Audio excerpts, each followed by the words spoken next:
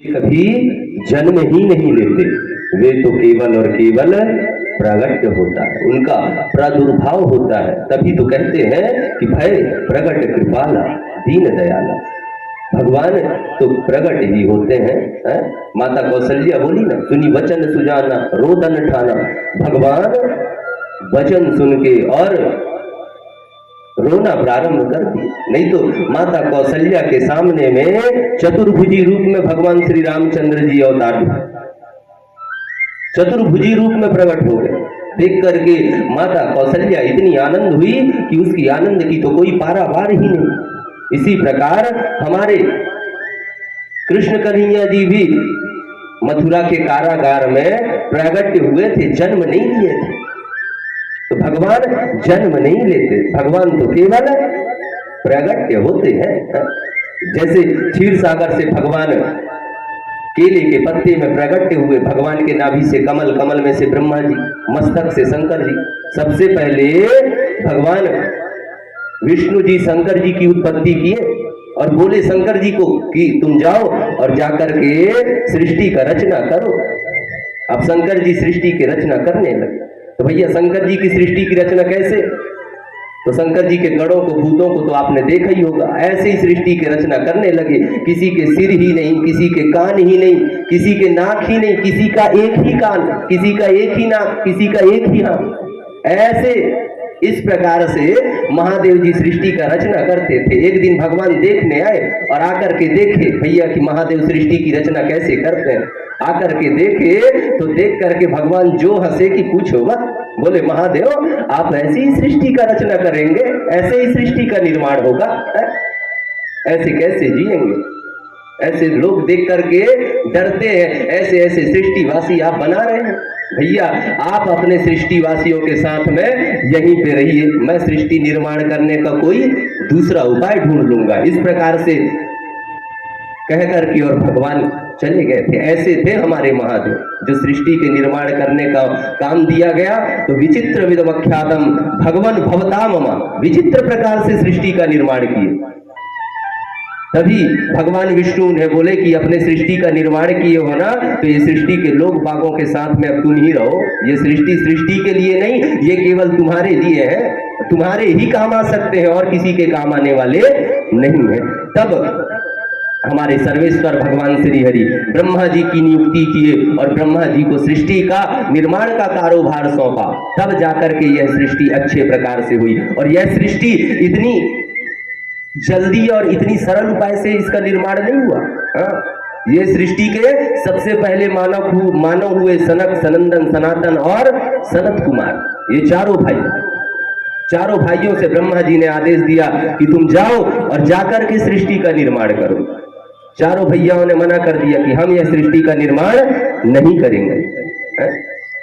उसके बाद 10 ऋषि आदि कृत, लास्ट में महाराज मनु और महारानी शत्रुपा, वो भी भगवान स्वयं साक्षात प्रकट होकर के उन्हें आश्वासन दिए कि हम तुम्हारे घर और तुम्हारे पुत्र के रूप में जन्म लेंगे। तब वे जाकर के सृष्टि निर्माण के लिए तैयार हुए। अन्यथा सृष्टि निर्माण बिल्कुल भी नहीं होनी थी। कोई करना ही नहीं चाहता था कि हम विवाह नहीं करेंगे, मोह माया के चक्कर में नहीं पड़ेंगे। इस प्रकार से भगवान ब्रह्मा जी हताश हो गए थे सृष्टि निर्माण के लिए निर्माण करते करते, लेकिन सृष्टि का निर्माण होना असंभव था। महाराज मनु और महारानी शत्रुपा 10,000 वर्ष तक जाकर के पहले तपस्या किए, तद उपरांत भगवान के आश्वासन प्रदान करने पर भी सृष्टि निर्माण के लिए तैयार हुए। और उन्हीं से 9 कन्या और भगवान 3 कन्या और 2 पुत्र का जन्म हुआ, जो पहले की कथा में आपने सुन चुका है। ऐसे है भगवान की लीला। तो हमारे भगवान प्रागट्य होते हैं, उनका जन्म नहीं होता। वे गर्भ में प्रवेश तो कर सकते हैं, लेकिन गर्भ से जन्म नहीं लेते हैं। और भगवान हम इंसानों से भिन्न होते हैं। जो इंसान करता है वो भगवान नहीं करता, और जो भगवान करता है वो इंसान तो कर ही नहीं सकता है। इसमें संशय वाली कोई बात तो है ही नहीं। इसलिए आप भगवान के कथाओं में तर्क वितर्क ना करें, भगवान की कथाओं को समझें, भगवान की कथाओं को जानें। और अगर समझ में नहीं आ रहा है, नहीं जान पा रहे हैं, तो डायरेक्ट मान लो, लेकिन तर्क ना करो। तर्क करोगे तो हमेशा तर्क ही करते रह जाओगे और इससे आपको अंततः की ओर नहीं प्राप्त हो, अंततः बिल्कुल भी नहीं प्राप्त होगी। इसलिए तर्क मत करिए, बस भगवान की कथाओं को मान लीजिए।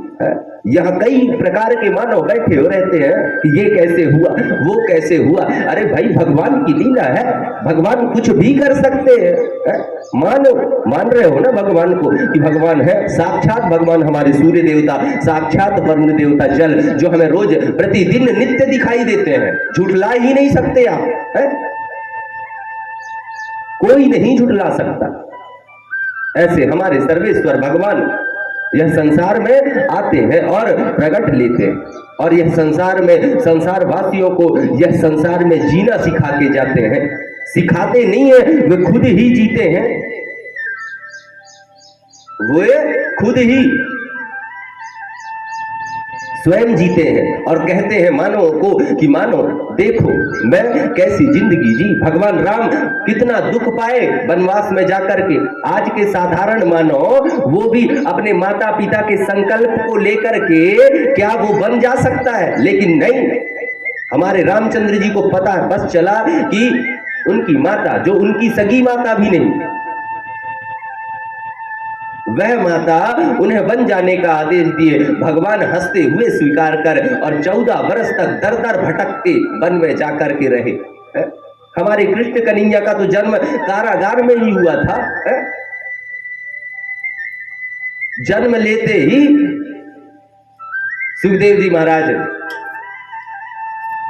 अपने मस्तक पर लेकर के बरसती हुई बारिश में, घटा छाए, बादल गरज रहे हैं, बिजलियां चमक रही हैं, और सूपे में उठा करके और यमुना में बाढ़ के ऊपर से भगवान को वृंदावन छोड़ के आ गए, नंदगांव छोड़ के आए।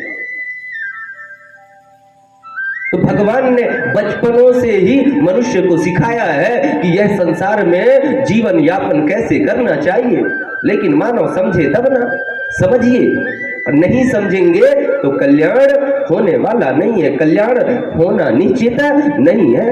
मानव को समझना पड़ेगा और जानना पड़ेगा कि मनुष्य अवतार हमें किस लिए मिला है। जान गए तब यह जीवन सार्थक है, अन्यथा नहीं जाने तो सार्थक होने वाला नहीं है।